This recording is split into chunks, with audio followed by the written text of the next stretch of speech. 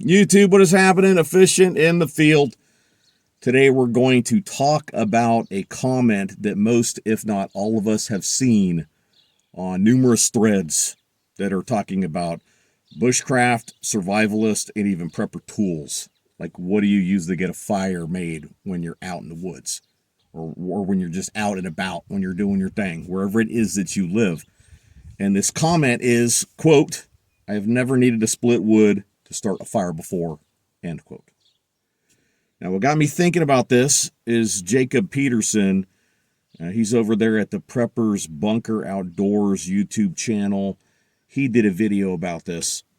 And this isn't so much of a reply to him. It's just sharing the different perspective I have around this comment than him. I mean, I agree with him on a lot of it, but I think about this comment differently when I see it. And also, guys, I feel like there's a bigger lesson here, and that's why this video is important. Do you care what so-and-so is taking to the bush with them for their fire starting kit? Like, maybe you don't care, but there is a bigger lesson, all right? So first off, Jacob's video, and I'll throw a link up above to it.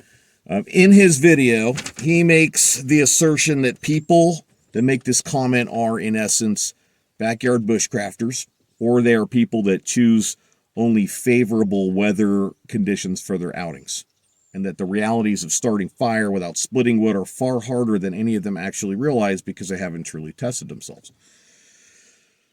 He also says that people that make these kind of comments oftentimes are speaking from a position of authority, basically attempting to demean the approach of those that choose to split wood to start a fire. He also mentions that it could be true when people make this statement, right? Jacob also goes on to talk about his experiences, and he details some survival training and some situations where reality slapped him in the face and showed him he didn't know as much about getting fire started in wet places as he thought he did. A place that we all should hope to find ourselves, right? Getting teachable moments, man. Failure is an opportunity to improve yourself. I'm always trying to look for the teachable moments, guys.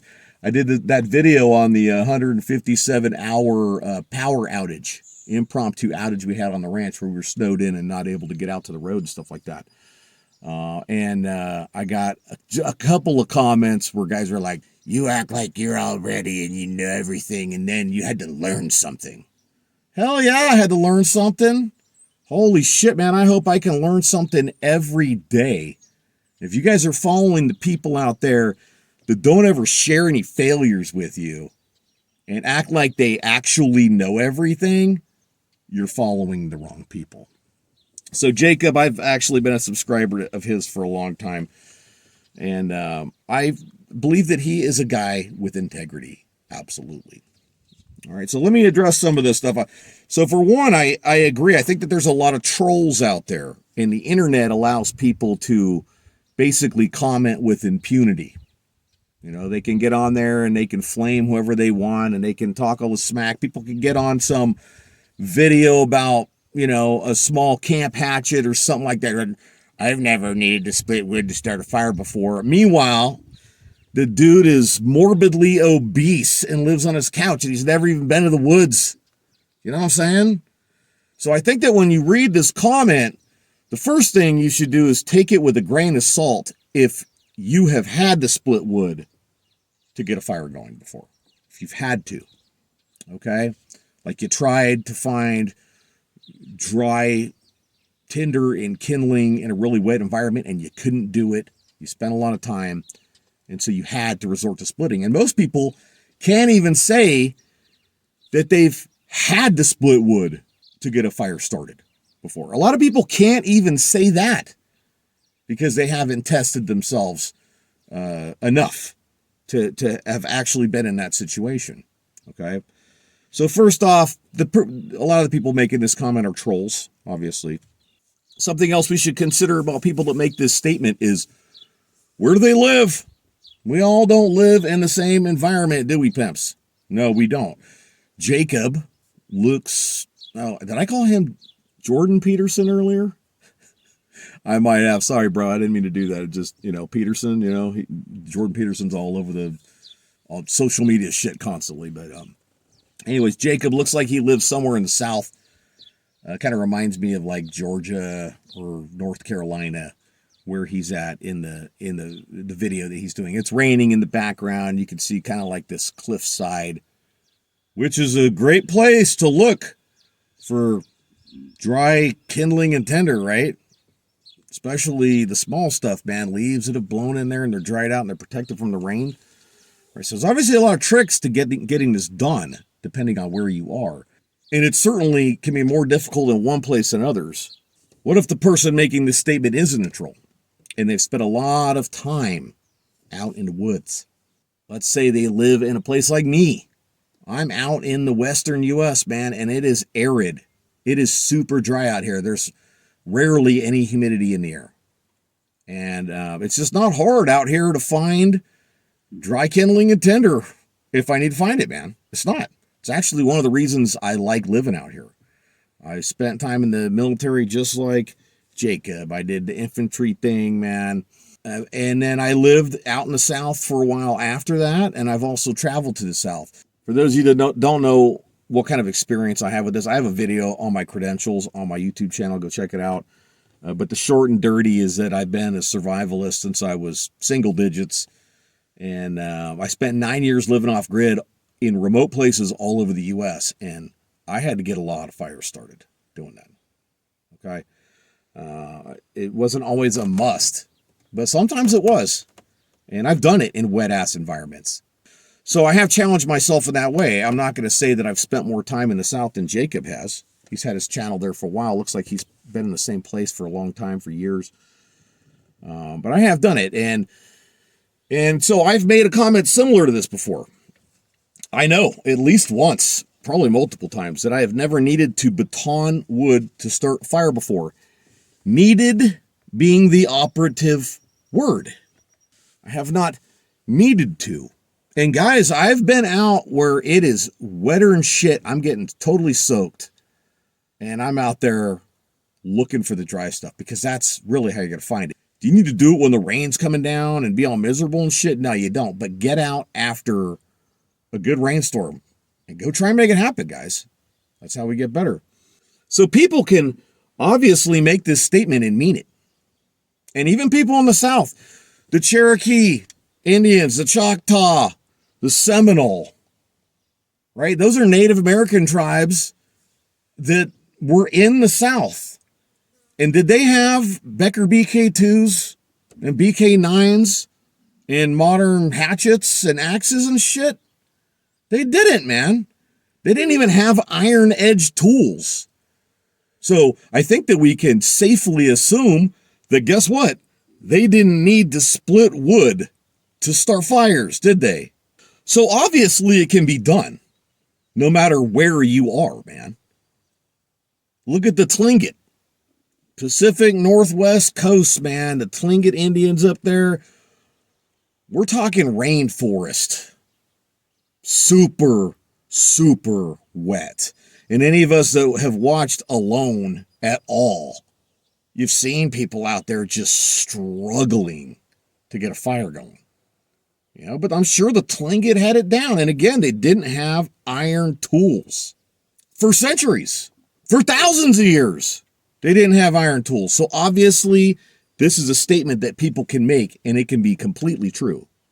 There's something else we should consider about this statement, because the ease of fire making is one of the reasons I really like the West. I like it for a number of reasons, guys. I like it for the number of sunshine days I get a year. I like it because there is hardly any people. I live in a county where there is a population of 2 people per square mile. I can drive 83 miles to a bug out spot I got that is super far from here. It is my furthest one from the ranch. And I might pass one Forest Service truck and maybe a couple of civilian vehicles in 83 miles. And it's probably about 70 miles of it is dirt road. And being a survivalist and a prepper, right? I want to be in a place where I don't have to worry about the Golden Horde. If you choose to live in the South, you have different challenges, right? You have higher population. It's much wetter, which can certainly make it easy to garden in a grid down scenario. But on the flip side, if you're out there and you got to get a fire going, guess what? It's probably going to be hard to get one going at times without splitting wood to get it done. So a lot of people that have made this comment probably live in a place that isn't soaking wet, and they might prefer Minimalist Kit. I've rocked a lot of Minimalist Kit over the years because I think it makes you better. I think it tests you more. But also, I have split and batoned the shit out of wood. Because guess what, guys? Generally, it's just an easier way to get a fire started. Right? There's a lot of places where it could be a little damp, and it's just easier, man, especially if you got the wood already. Look behind me.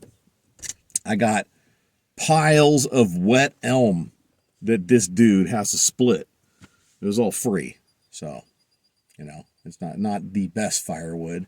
Better than some options, but guys, I do a ton of splitting, man. I split wood every year out here, and I've split a ton of wood out in the bush and batoned a ton of wood to get fires going because it's just that much easier. And if you're a real survivalist, you want to have those options available to you in the modern world in which we live. Yes, test yourself. Absolutely. Get out there with Minimalist Kit and go find it without splitting it. But at the same time, let's say you get stuck in some bad situation and you're starving and you've lost a lot of weight. Because guys, I'll tell you what, you get cold so fast when your body fat has gone down. I've been as low as 6.0% body fat at 189 pounds. And dudes, it could be 80 degrees outside and I would be cold if I was in shorts and a t-shirt.